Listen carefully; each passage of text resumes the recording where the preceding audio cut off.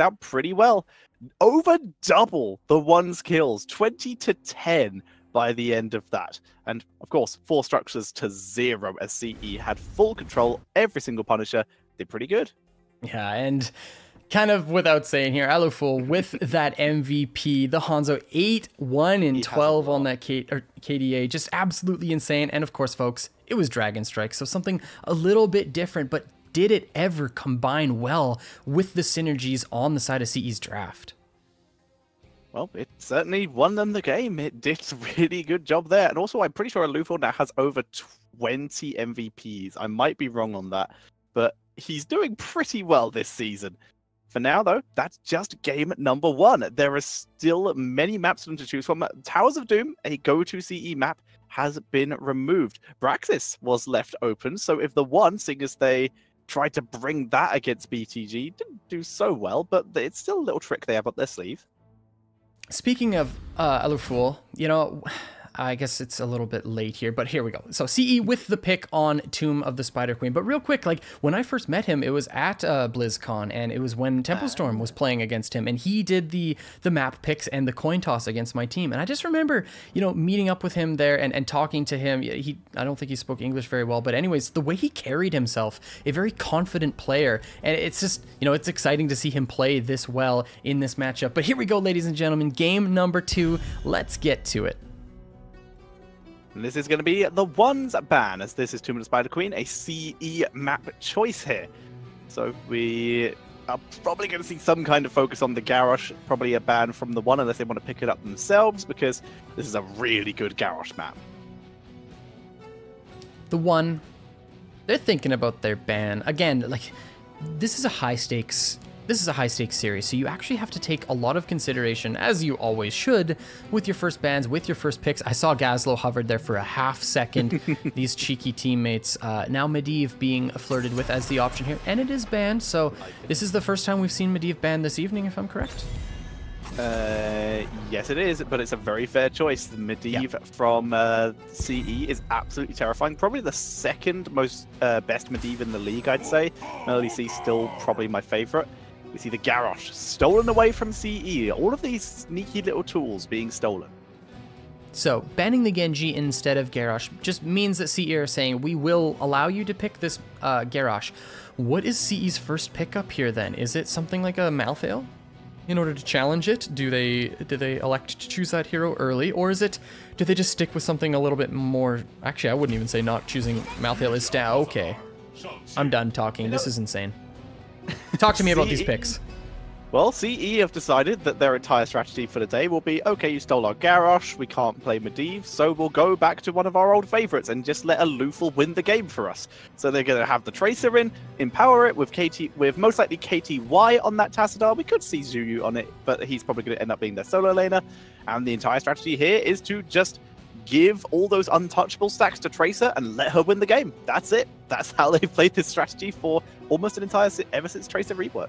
Okay, so you see this Tracer, you see this Tassadar, you've got the Garrosh, but you need something more in terms of lockdown.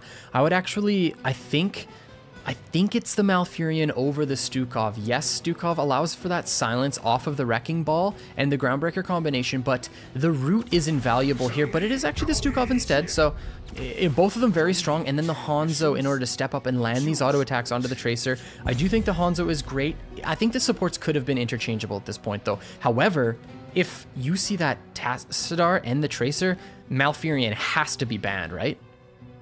Yeah, if they don't ban Malfurion right now, I will be very concerned about what the one are thinking in terms of drafting. I'm also still slightly concerned. Stukov's going to have his work cut out for him because Tracer, even with nerfs to her damage, still has enough damage to almost one-shot a Hanzo, which is why he needs to play so carefully. Yep, absolutely agree. But CE, they're taking some time on this ban. You've got that Hanzo, Garrosh, Stukov. Do you ban off a mage? You know, we haven't seen anything like Jaina show up. But this is one of her maps, something that they could choose. What else could it be? It could be a solo laner, like the Sonya, like the, you know, Malthael, something like that. Varian can solo lane, and he's a pretty big counter to Tracer. We're going to see the Gul'dan banned out. You want to remove things that can give Tassadar a hard time, and things that would give Uther a hard time, because Uther could be a pretty good backup pick if Malfurion is banned away, which he almost certainly will be. Could be Rehgar as well, and also just locking in the Task Tracer this early means you already show that you don't have a lot of wave clear. So getting rid of that Gul'dan means like we don't want you, the one, to have even more wave clear than you have right now. You got the Stukov for the Lurking Arm, you've got the Explosive Arrows, likely the choice for the Hanzo, so I think that's actually quite smart. And then there's the Rehgar. I love this because Rehgar has a lot of wave clear in himself, can use that Lightning Shield, can use the Totem, and then the Falstad? Interesting. Flexing their tank here. So Falstad, the solo laner, I would assume. Maybe Taz. Taz could also be the solo laner as well. Rotational abilities. They've given themselves a little bit more wave clear here. They could even run that with Merc style. Single target damage and the ability to just control the map that way. This is a weird... The Falstad is a little bit peculiar. It's a small map, so the global is going to be very interesting to see how they utilize it. Exactly. Not a typical map for Falstad. Maybe it is the Bribe. Maybe Falstad stays bottom and picks up that siege camp and then flies top for a top lane overload for first turn in for CE. I'm just trying to think of the synergies here, think of how they can perhaps use this hero. But now, TheOne, they've got their solo laner to pick up. They've got another, maybe a mage, maybe something like a Thrall could come out here. But Malthael's still up as well. What's it going to be? Something that could duel the Falstad in the solo lane. So Roll might be okay because of zapping, and that is what they go for, and they bring out the Greymane. Very squishy draft by CE, so you counter it with Burst. That is the plan here by TheOne. I like that response, and the Greymane just for control over that Bruiser camp, because it is very important during the early game, and then having any additional wave clear is just going to help against this Task Tracer. And then of course, if this is the go for the throat, which given the context, likely going to be the pickup for Greymane, you actually have kill pressure against this Tracer. I like the pickup of Greymane for sure. And then the Thrall just makes sense in general, pretty safe, but he does have to be careful of the rotations of Tracer. That's the biggest one here. Very true. So I wouldn't be surprised to see a Johanna here. This is not a comp of CE that is going to want to be engaging.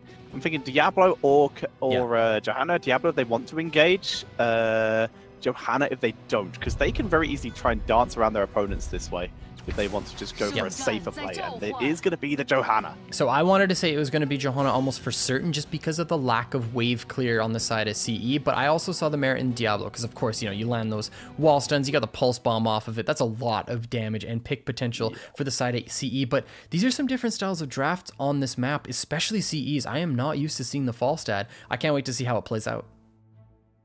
I kind of like it as a solo laner, which is quite likely going to be. He's going to stack up. It's a bit of a later game choice in general, unless, of course, like we said, it's not going to be a Caesar Marksman Falstad.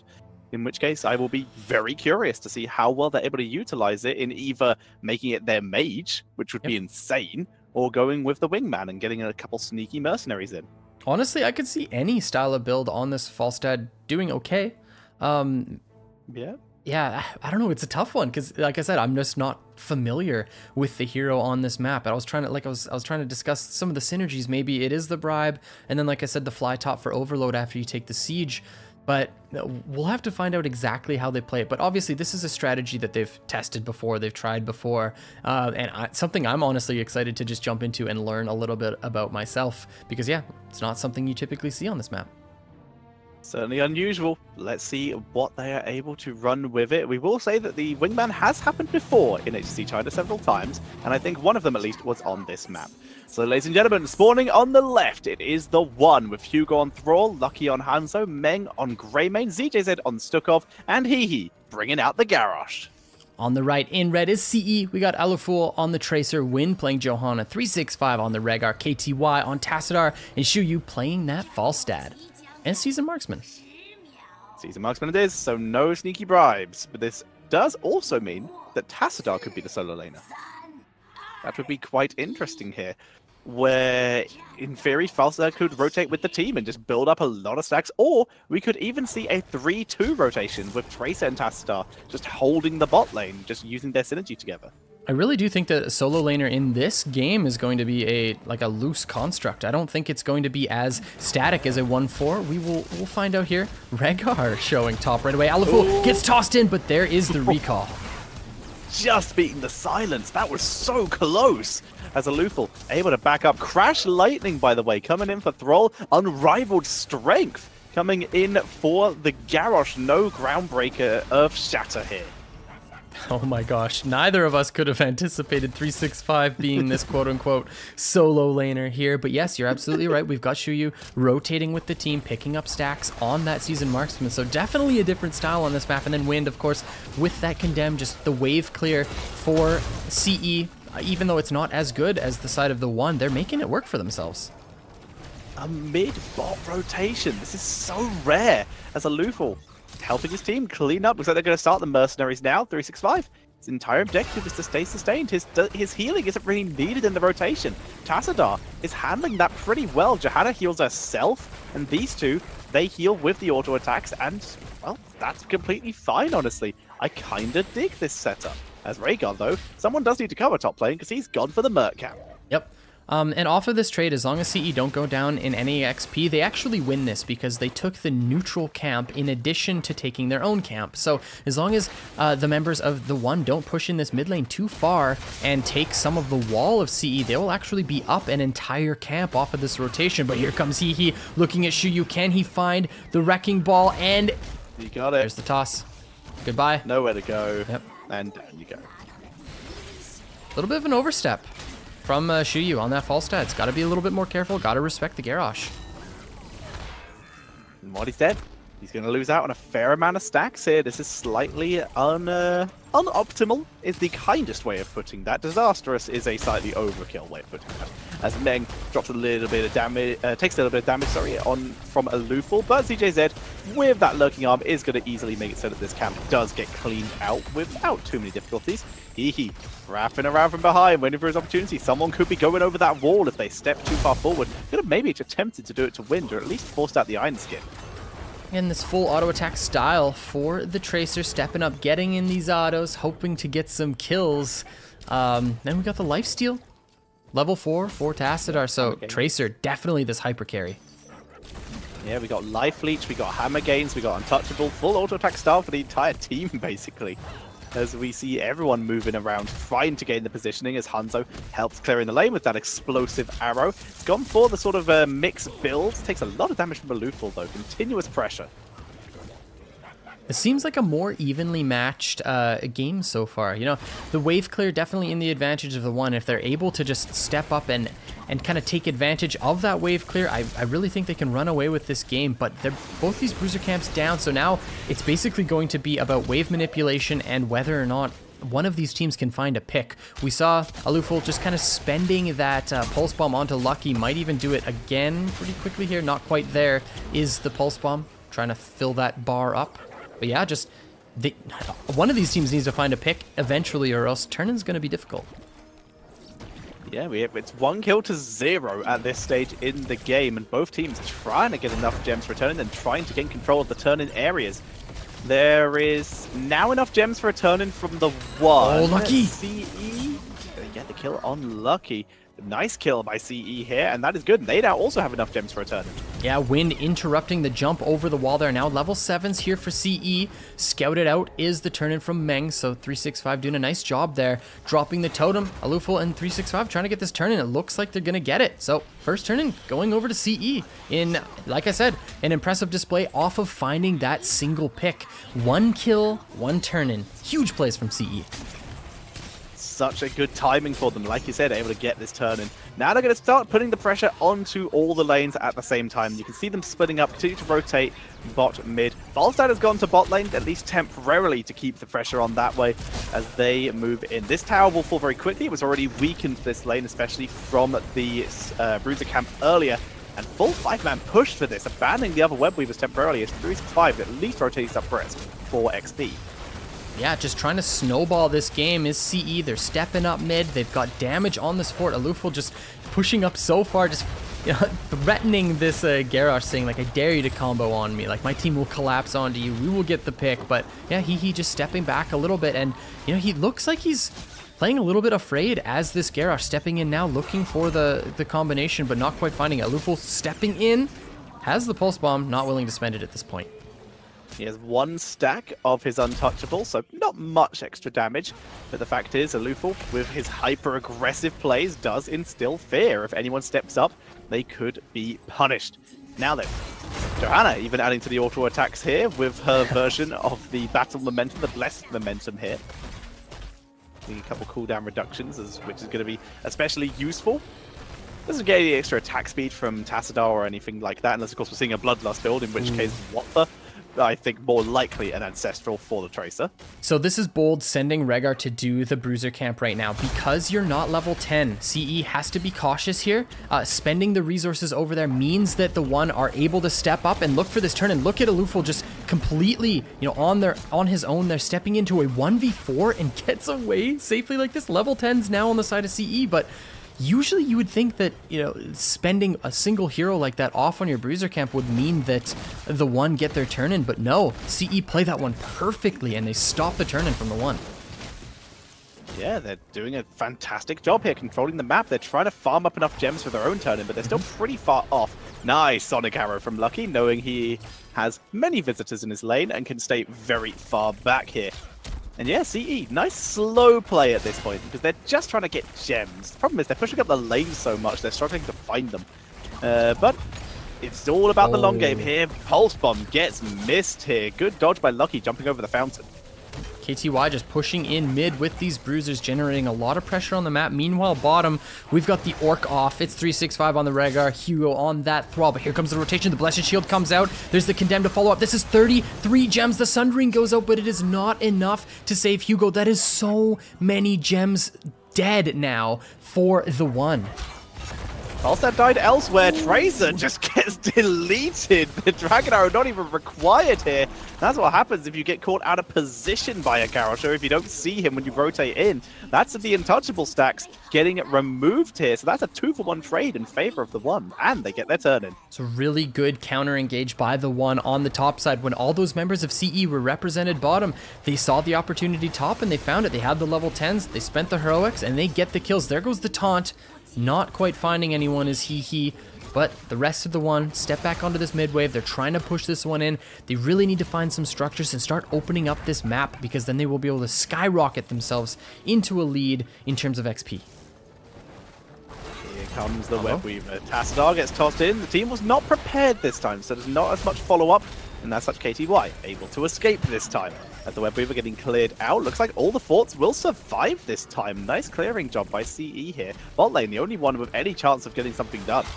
Yeah, that was a huge defense from CE so far. Falstad still top lane, so the One, they want to try to get as much as they can here. Wind in this rotation. He looking for the combo onto Johanna. There's the silence on top. The Condemned to try to get Wind to safety, and it looks like he's going to be okay.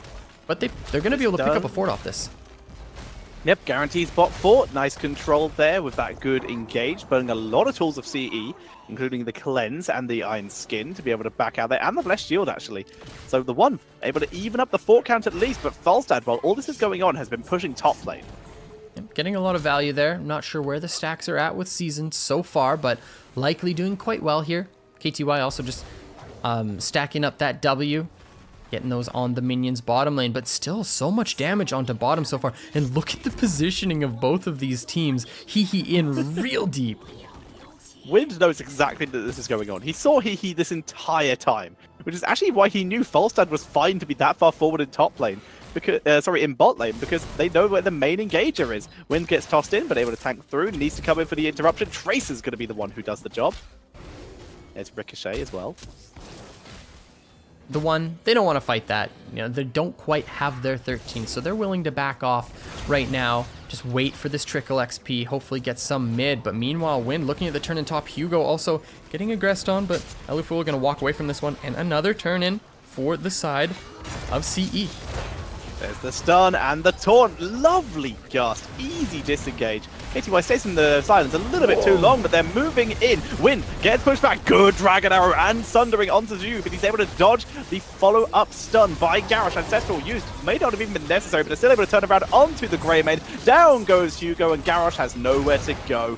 Lovely kills there by CE. Great turnaround from the initial toss by Garrosh. Okay, if we get a replay, I'm so excited because I'm not sure if Aluful meant to do what he did there, but it was an insane play. Chasing down on the bottom side there, blinking forward a whole bunch, forcing 2 members of the One to follow him, and then recalling back in the fight for a 5v3. It was such a good play by Aluful. Meanwhile, mid pushing in with these web weavers. Here we go, watch this. Okay, so huge engage by Wind, obviously. Aluful, watch him on the top side. He ends up blinking down, and now watch the members of the One. They follow him down. Lucky jumping over, recalls back into this fight. 5v3. Boom, 1 kill. Wow. Another kill. Like, that was so smart. And I have to assume that that's exactly what he meant to do. Complete bait. CE with the incredible plays here, picking up fort bottom, picking up damage mid. 16's almost here for CE. I'm so glad you saw that. I absolutely love that.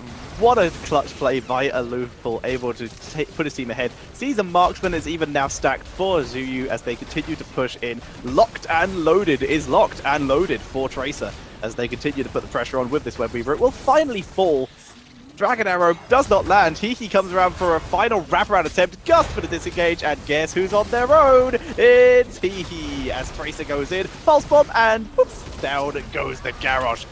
Meng going very deep, looking for KTY, but there is the dimensional shift and the easy turnaround by CE, punishing the insolence of the One for thinking they can fight. It's a really good attempt, not quite found. The silence was actually placed quite well, but Tassadar able to escape from that one. Not picking up a kill is the Greymane, ends up going down himself, and now Bruiser Camp going over to CE, just completely dominating this map so far. We got mid lane being cleared out for CE. They're looking up, just farming some of these gems. I'm actually surprised they haven't started boss yet with 2 dead, nothing else really on the map. Instead, they're going to be taking Siege Camp, taking their own bruisers. You know, they don't really want to risk anything at this point, but CE just turning this game on its head with that team fight. Easy cleanup by CE. They've got they've got a 2 and a bit level lead. They are super far ahead at this point. They have control of the map. Right now, they're just trying to farm up enough for their 3rd turn in at this point.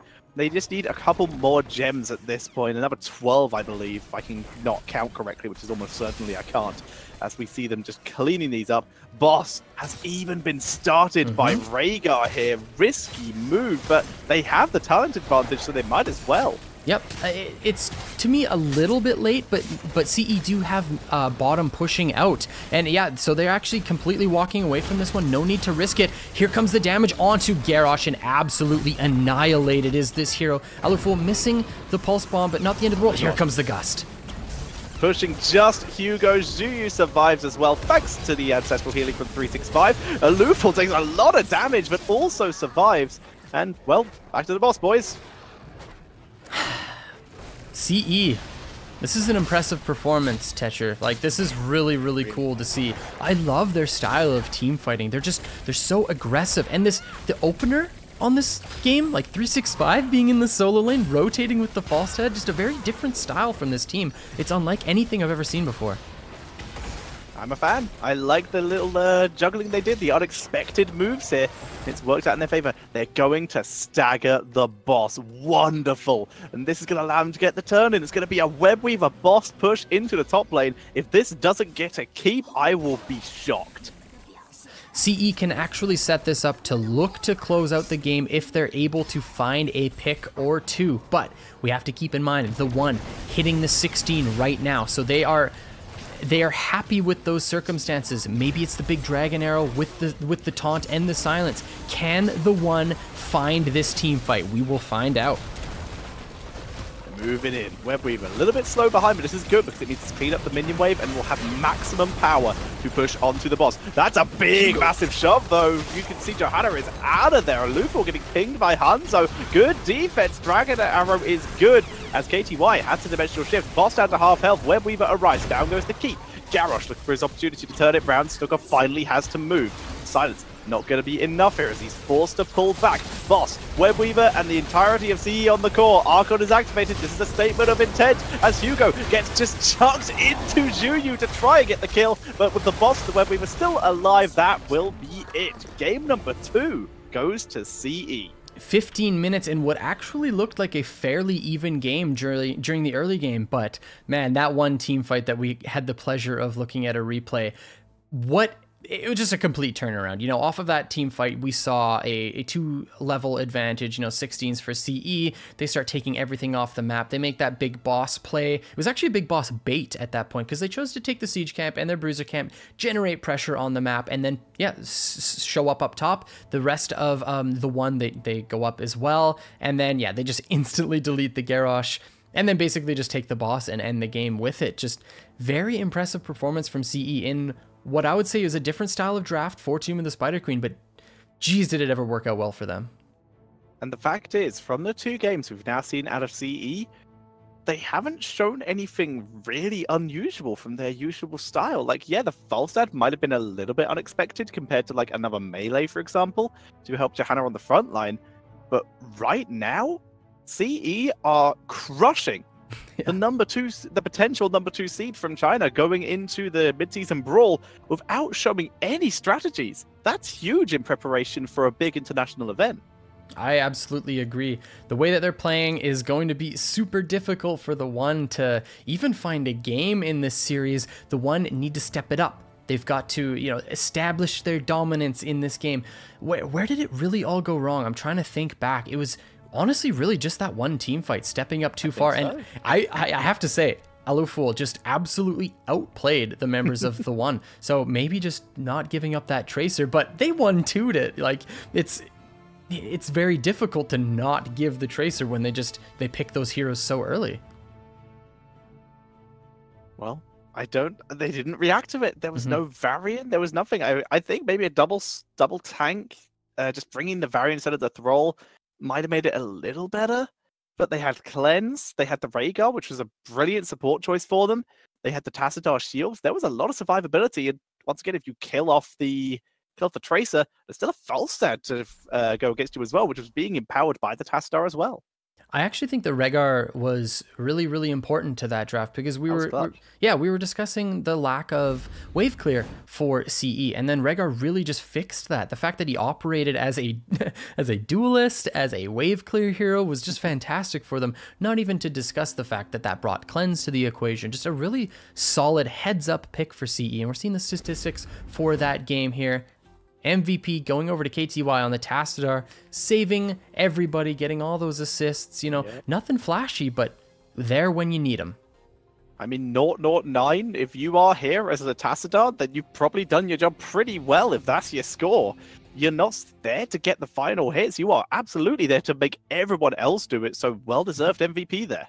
Yep, totally agree. And it was the Archon build, so something... Yeah.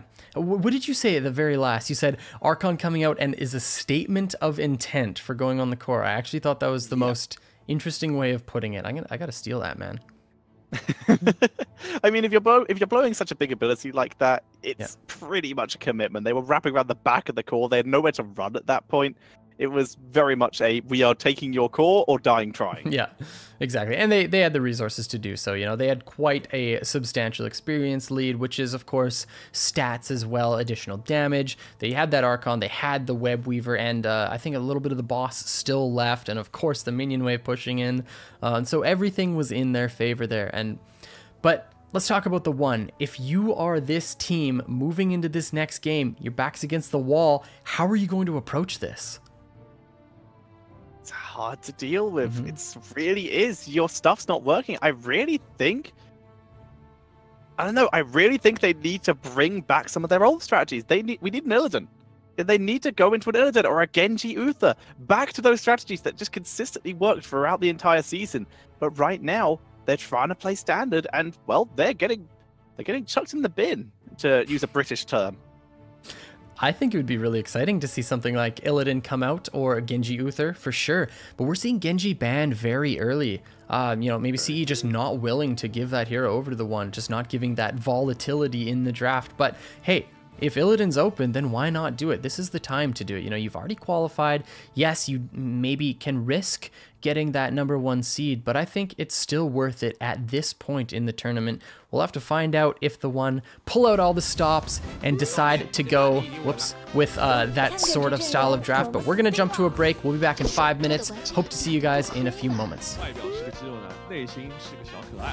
作为国服第一，钻2成，毛方爱你哦。